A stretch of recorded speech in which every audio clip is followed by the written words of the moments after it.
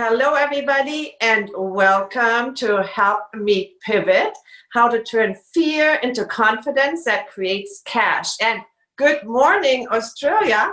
I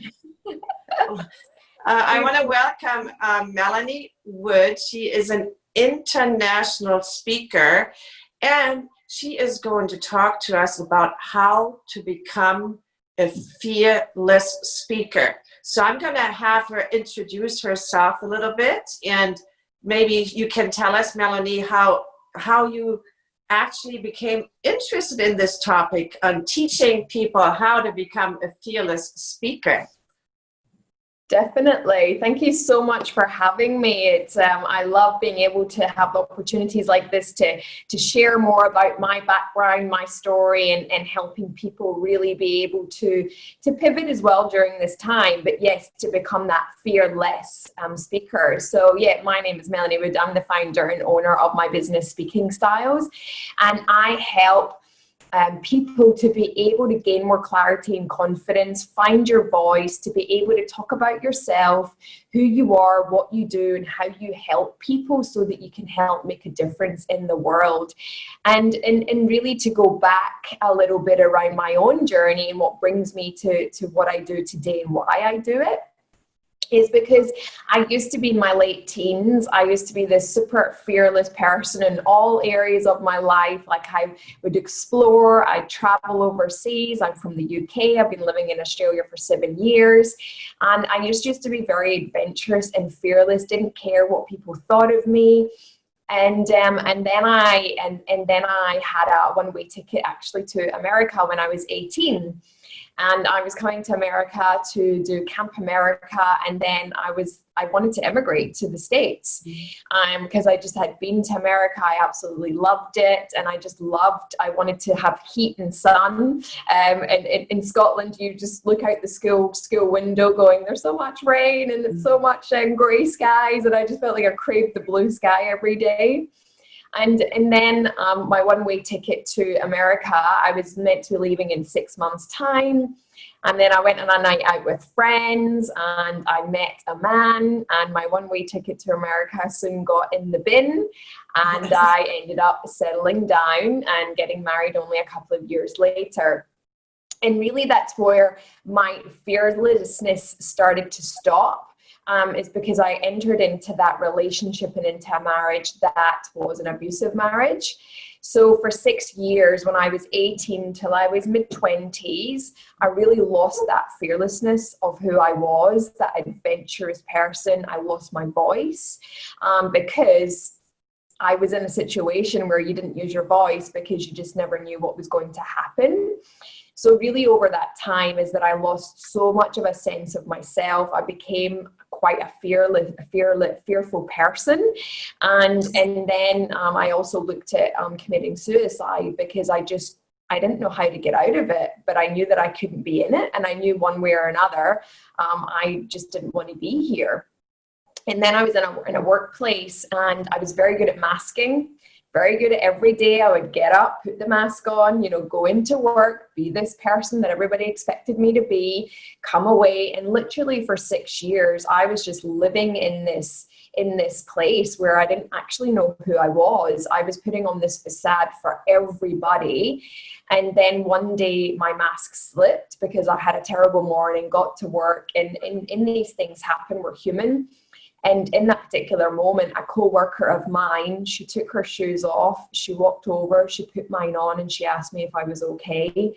And I knew in that moment that she was fearless because she went over not knowing what I was going to say, what was going to happen by doing that, especially when I was very good at masking it.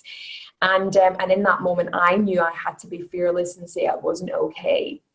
And from that moment on, from an entire year, she literally took me by the hand and helped me leave that marriage because she had experienced exactly what I was going through.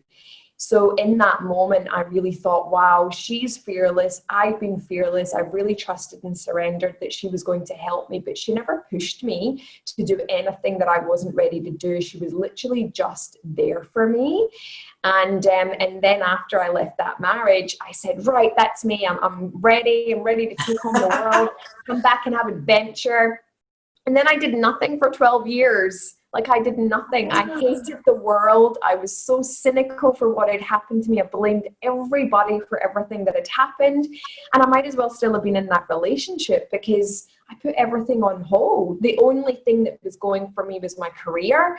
But I think sometimes that's what we do, right? When we don't want to face certain things in our life, we focus on something that can take away from that. And then it was literally 7.5 years ago, I had a one-way ticket to Australia, which this time I made sure that I was not going to meet anybody in that time that I was coming to Australia. Wasn't going to do that again. And then somebody gave me the book, The Secret by Rhonda Byrne.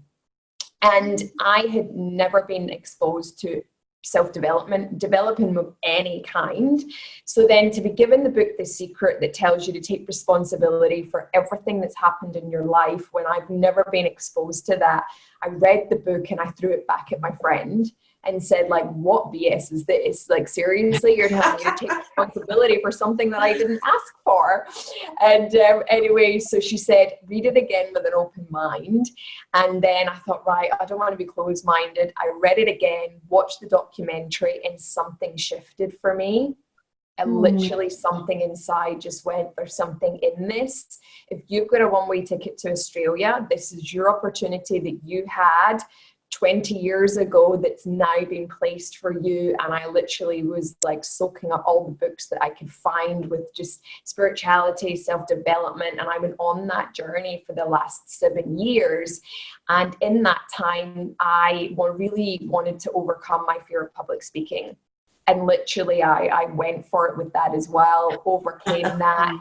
And then that's what brings me today to do what I do, because I had to overcome not just public speaking fear, but trauma and obstacles and challenges that I've had in my life in order to still get up every day and do it. And it's still a process for me, even as well, every day of dealing with my inner thoughts and inner things that go on. But it's, and I think that is the case for all of us.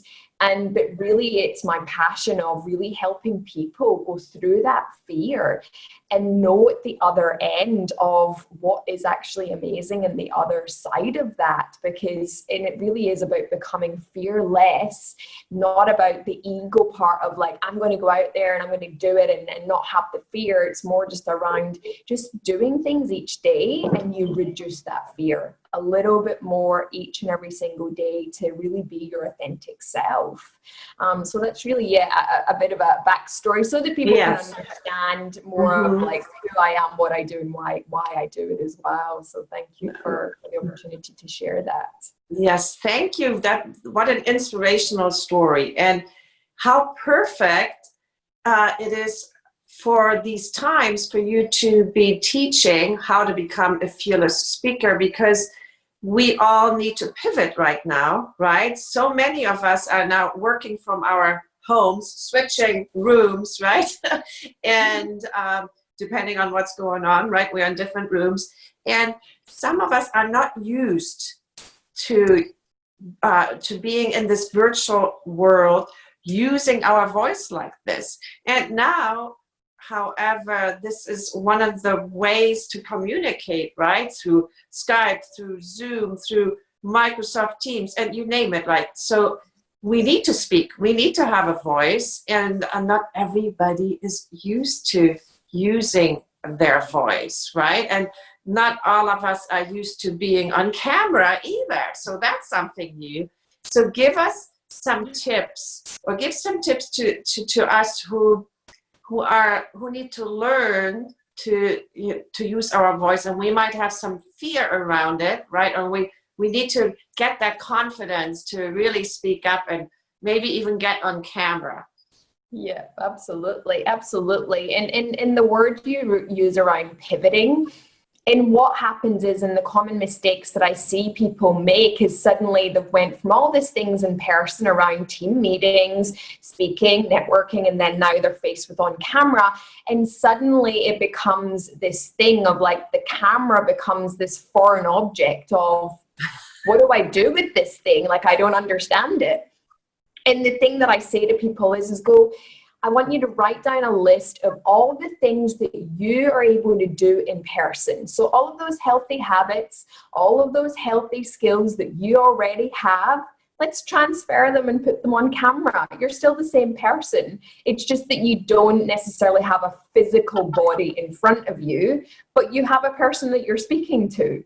It's just that it's on camera. So what I say to people is remove the barrier around thinking that all you're doing is speaking to a camera, because you're speaking to people and people need to hear what you have to say, and they need you just as much as we're all needing each other right now, even more so, to help each other. So the more that you can think about is that remove the fact that there's a camera, speak to each other as human beings, and then put yourself in their shoes and go, this person really might need to hear what I have to say today. So, you know, I'm going to get over that.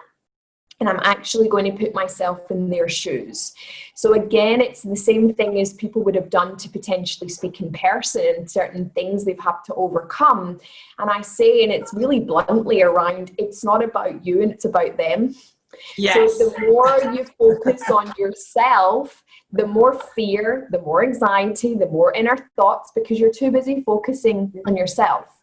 So as we know, where we focus our energy expands. So if we're suddenly faced with, oh my God, I've got this meeting today, or I need to do this thing on camera, and we're sitting there a minute before and all we can think about is ourselves, that's what's going to expand. Whereas if we go, right, hey, what is it that I can help someone with today? Yes. Can I be of service today? What is it that I can do for someone, one person it might be, if I be myself, if I think about those people, and it takes a little bit of time to do that. I'm not saying that's something that you go, oh, you know, you're still going to have those inner thoughts that come up. But if you can just center yourself, take some deep breaths, go, what's the end goal with me speaking on camera? Doing what I'm doing, what can I do to help one person that I could be speaking to? It really flips that nerves into excitement, into you, into service. And we know that our brains and our bodies can't tell the difference between imaginary or reality. So the more that you can really play that in your mind and your body that you've done it and you've done it before, that's what's going to help. But yeah, really think about the people that you could be helping, and that will really start to reduce a lot of those fears, and really just think around what am I able to do in person that I could bring on camera? And you can do all of that. You can do all of that. So that's beautiful. I actually use that technique. I have used it before because I get stage fright when there is a huge crowd.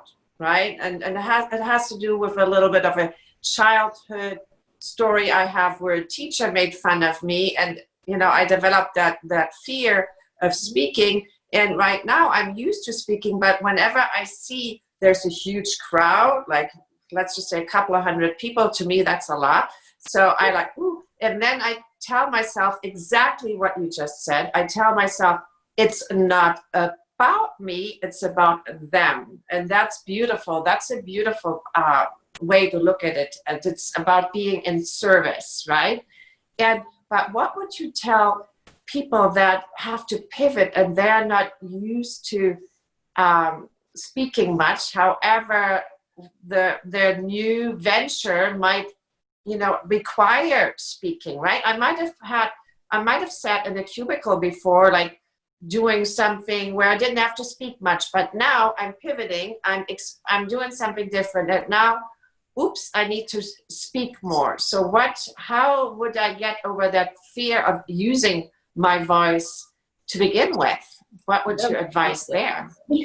Absolutely. And there's been so many people in those situations, and so many people that I've helped over the course of this time, and especially people who've had to lead meetings or speak on meetings. Like, I've spoken to so many people who, especially even like tradies, that suddenly, you know, they turn up at work, they get the job done, and now suddenly they're on these team WebEx things and they're having to report and present, and they're just like, I didn't sign up to this.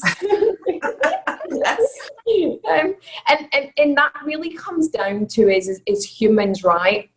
Change is not an easy process for us, right? Because what we're doing, what we've done in life, if we turn up in business, turn up in work, what we're doing, it's a habit that we've built, right? We can turn up to somewhere, do an entire day, and it's a habit that we've built, right? And then suddenly somebody, you know, hits us with this massive change that we've all been going through, and suddenly we have to do everything from camera. So really, to go back to the basics around, it's how you deal with change. So really, again, it's not about the camera. It's not about public speaking. It's about the change, the fears that you might be having. So what I say to people is, take away titles around that you're doing public speaking, you're speaking on camera, take them away and go, what is it that's happening for you? How do you deal with change normally? Right? And then what I talk about is the fears. So really, around speaking on camera or in public is really comes down to 4 fears. So by speaking is that, do you have a fear of rejection? Do you have a fear of failure? Do you have a fear of humiliation and embarrassment because something might have happened to you as a child? Yes. And then, yeah, exactly. Or do you have a fear of judgment? So the more that you can get clear on which one or ones are running for you, you can start to go, right, how can I each day do something that reduces my fear of rejection? What is the worst case scenario that could potentially happen? So again, it's thinking of, we're all human. And we're all faced with technology, and things happen all the time, and these include me as well. But sometimes, you know, it's those things of, you know, if it is humiliation and embarrassment, go, well, you know, sometimes when we're able to laugh at ourselves, right, then we don't need other people to do that for us, because we can have that already, right? And again, just being human about sometimes that we can just say these things around what's been happening for us. But again, failure and rejection, of really thinking of what is the worst case scenario out of those. So you can start to reduce the thought of, I need to speak in camera, because it's around change, or it's around a fear that you have. And then it's really around planning ahead. So the other thing that happens around communication and speaking is that people just turn up and think they can wing it. And that's where fear and anxiety and all of those things are going to be running high for you, is because communication is a skill. It's like getting on a bike when you're young. It doesn't happen overnight. You need to practice each and every single day. Communication is the same. So things around what you could potentially do is like maybe go on Zoom with a friend. A lot of people have been doing things with family. Look at what you can create in your life that's fun, making getting on camera fun, practicing. Then it means when you have to do it for real, then you've had some opportunities to practice how technology works. Because again, that's another thing that will heighten anxiety around, how do I work these things that I've never had to work before?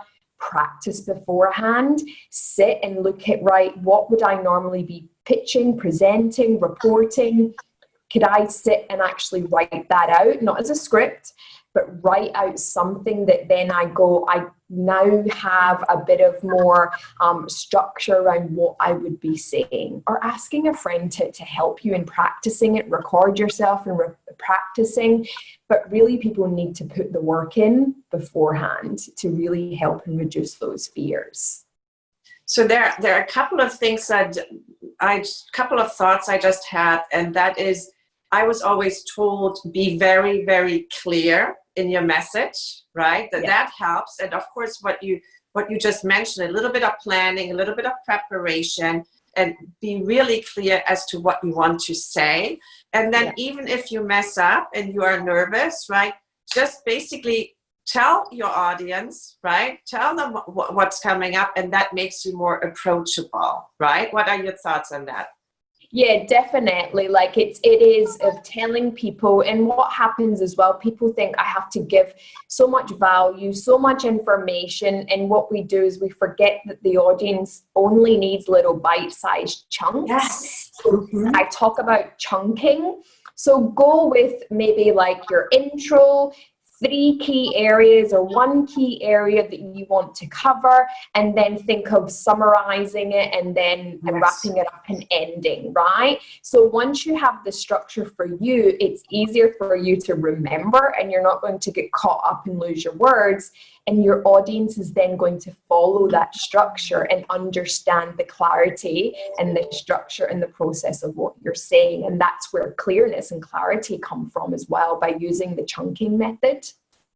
That's beautiful. So I see an opportunity here to kind of memorize that structure, write it down right before what you want to get across the message, then maybe your points, or 1 point or several points, the summary, and then bringing the message home, right? That might be a good structure.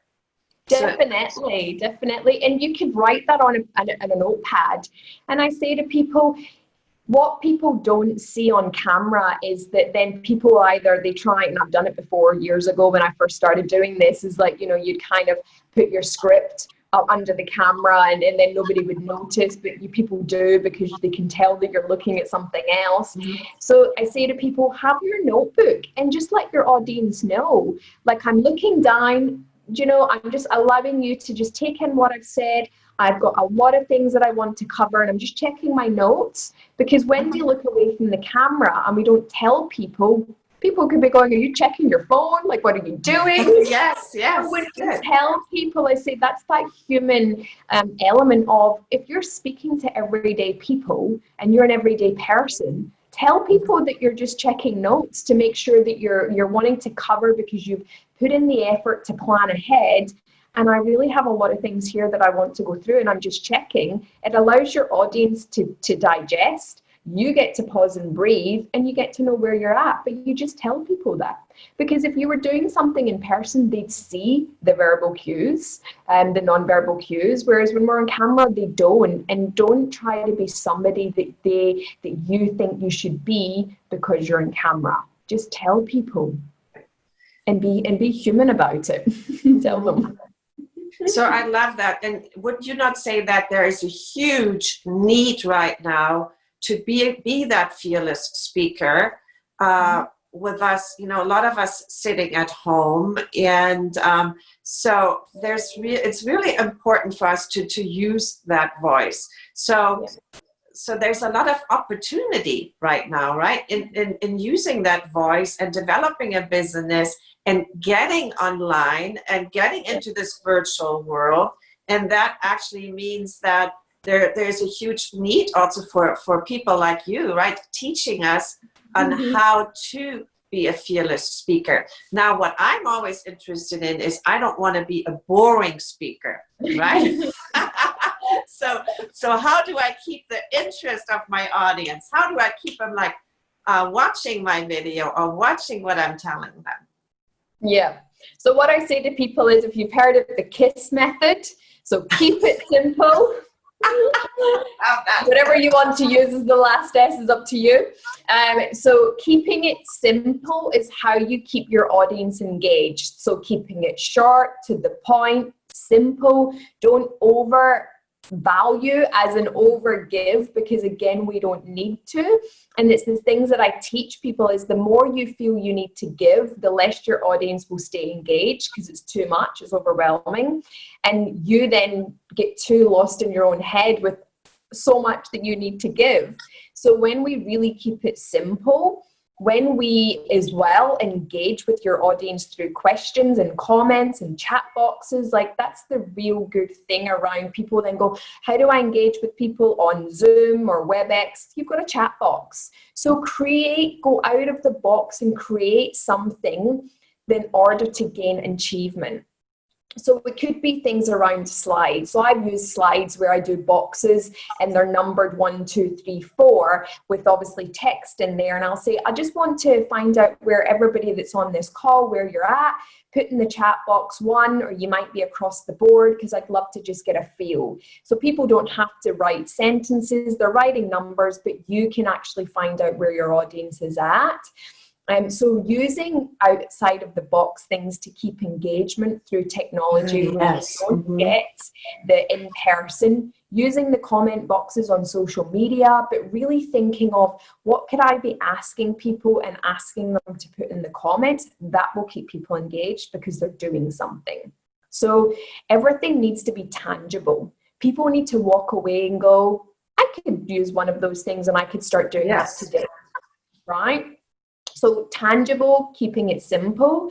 The other one is as well, and we've spoken before about storytelling, and that's why I share my story at the beginning of everything that I do, because that's how we then relate to people. That relate to you will stay engaged because they want to hear more about what you say, because they've related and engaged and connected with your story. So that is absolutely key. It's something that I do. It's something I teach people.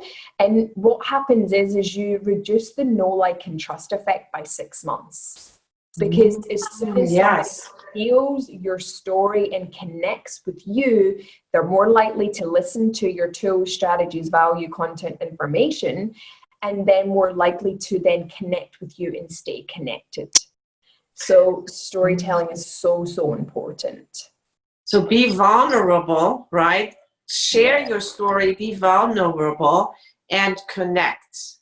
So, and I think it's an art form from what I've seen to even kind of go deep inside. And there are lots of stories inside of us, and our life has presented a lot of stories. And so to be able to find what story to tell is also a very interesting exercise, right? And very important depending on the message you want to get across. So I think that's an art form, actually, to be able to tell your story. So I think that alone is requires some training, right? To figure out how to tell your story. And then again, getting that message across, right? Yes. So do you help people? Do you teach them how to tell their story? Yes. So yeah, I help people and I teach them. So looking at, again, who is your target audience? Who is your audience? And then you could start to piece out which part of your story relates to them. Because you've got to remember, again, it's not about you, it's about them. So what part of your story could potentially relate to them? So for me, again, right, if I'm predominantly, my audience is females. So that's when I would be obviously sharing my full story every time I have opportunities to speak, because there could be certain levels in there that people could connect with. And whereas sometimes if I'm speaking to males and females, I still share my story because I've not got anything to hide around that. But depending on how long I have, I might just use my fear of public speaking as one story, and that might be the only story that I share, because it might just be an audience that I don't have as long to talk. I might only have 15 minutes, so then I shorten it down and use public speaking as my backstory. So by doing the homework of finding out who your audience is, what do they need to know, what part of my story could I share? And the thing is that people forget, when you share your story, because you've been through it, it's so much easier to share something that you've been through, because you can bring the feelings. When you bring information, content and thing, you do have to, practice it, go over it and embed it, whereas stories is a natural thing for us. But it's just the fact that some people go, I don't want to be vulnerable, or I don't have a story like mine to share. And I go, no, I know you don't, because you didn't go through what I went through, but you went through your own journey. And yes, it might have been similar to mine. You've got a different way of telling it because you experienced it from a different way. So that's the thing that people forget, is that if they haven't been through anything as traumatic as the next person, they still have a story to share. You still have something of starting a business, getting into the work, pivoting in what you're going through, even in the last 3 months. What have you went Yes. through? That's the story. Yes, I love that. So how did you spend quarantine, right? So that's a story. So, Yes, mhm. exactly. And it's a story right now that people need to hear, because people need to know that if they're going through some really dark times or some challenges, that they go, someone else has went through it as well. Like, it's not what potentially is going on in social media, and you just think, how are they still going? How is business still going for them? And I'm over here and I haven't been able to do anything. But we have to remember, when we share stories, stories are different to what people share on social media a lot of the times. So it's so important over this last period of time of being able to share that with people, because people right now really need to hear that there's other people like them out there. Mm. You know, one other thing that comes to mind in regards to communication and sharing a story is I have one of the speakers in this series. Her name is Dr. Maggie Uribe. She always, you know, whenever she tells a story or she wants to get a message across, she Yeah. draws a picture with Yeah. every message, and then she shows and she demonstrates. Okay, she just draws very simple pictures. So what Yeah. are your thoughts on having little props to get the audience engaged? Definitely. So again, the same thing that I say to people is that PowerPoint slides are great and they serve a purpose as and when they need. However, don't rely on it. Don't use it to hide behind, because again, your slides are your supporting act. You're the main show. So what I really teach to people is come away from PowerPoints and use props, use flip charts. Like, I've got my flip chart. Use, like, outside of the box. Like, you can say to people, imagine, your life or your thoughts is this jar and what's in it. So really, yeah, bringing props in, bringing images, drawing on things, because again, it helps with different learning styles. And for people who are very vision as well, and images, and a picture paints 1,000 words, then yes, use things that tell a story, that use props to be able to bring them in. It will really keep people engaged. Absolutely. Like, think of children's books and getting really animated in of going, oh, like, who's on the next page, or who's hiding here? And those are some really good things that you could be bringing into your stories with everybody, of keeping that suspense. So something, you could have something there and go, hold on a minute, everybody, like, I just want to show you something, or are you ready for this? And then you could be able to bring some things out. So yes, absolutely. Use props. Yes, use slides as and when you need, but you still need to be the person that they're connecting with to really connect and Yes. relate to people. And what I noticed also during these times, and also during doing this interview series sometimes, right, that you're kind of getting used to it, right? Once you practice it, it comes easier and easier. I mean, there's still a little discomfort. I still feel discomfort, but it's mainly because things go wrong all the time, right? My internet might freeze, or the gardeners outside blowing leaves really loud. So there's all these little uncertainties that happen. And then I tell myself, I don't need to be perfect. Like you said earlier, we are humans, right? And we are more relatable when things go wrong, right? Absolutely. And yeah, like, I mean, it is, again, people have changed circumstances, their families at home. Yeah, suddenly the gardener, Yes. and honestly, for me as well, every time I do something, the gardener turns up and you're going, ah.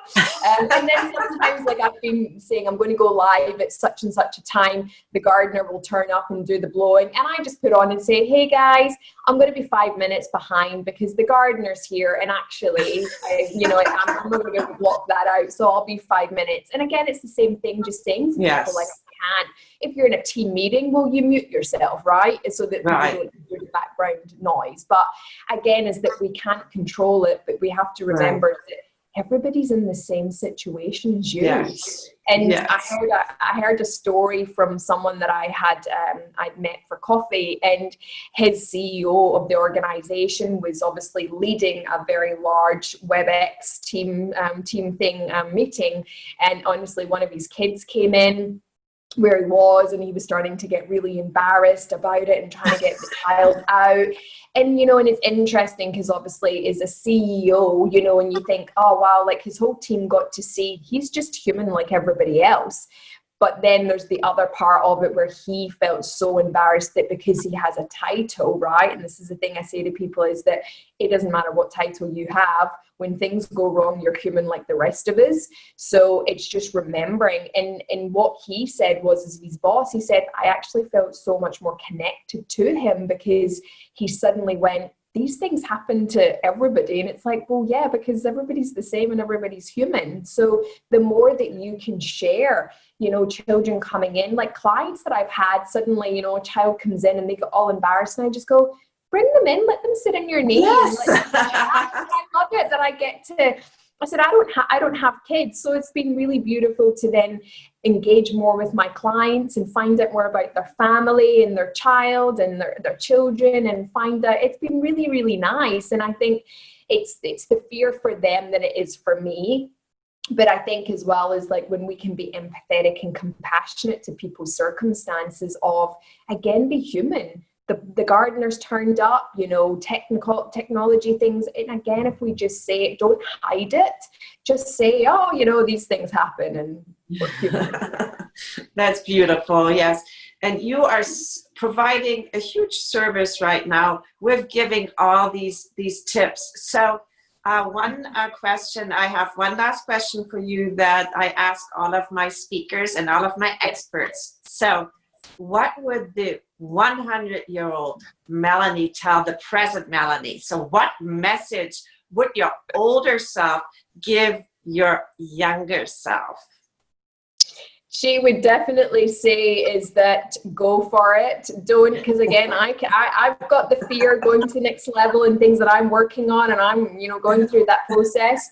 And so 100-year-old Melanie would say, just stop any fear, stop things holding you back and go for it. A bit like what I say to people, what's the worst case scenario when you do it?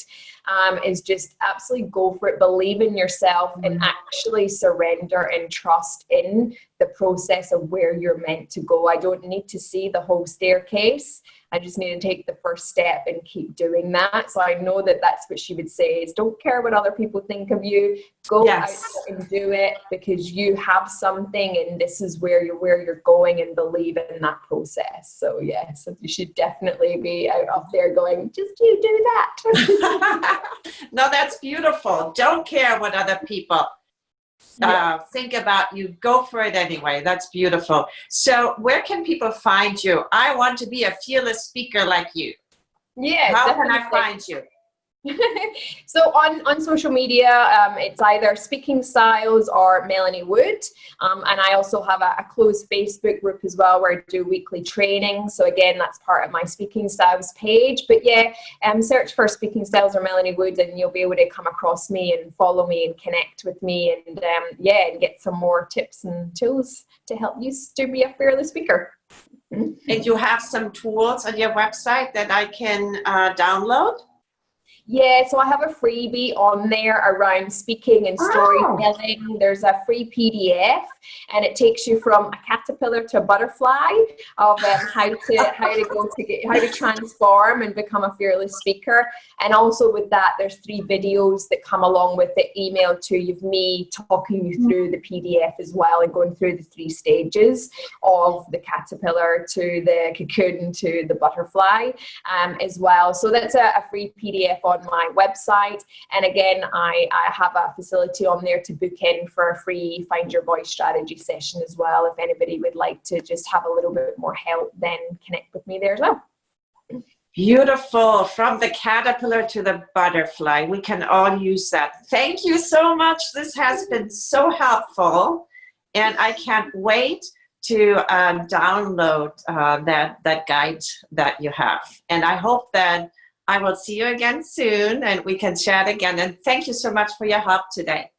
Oh, thank you so much for the opportunity. It's been my pleasure, and I'm so excited for this summit and really helping people pivot and turning fear into excitement and into courageous and confidence. So thank you again for having me. Thank you, Melanie. Have a great day.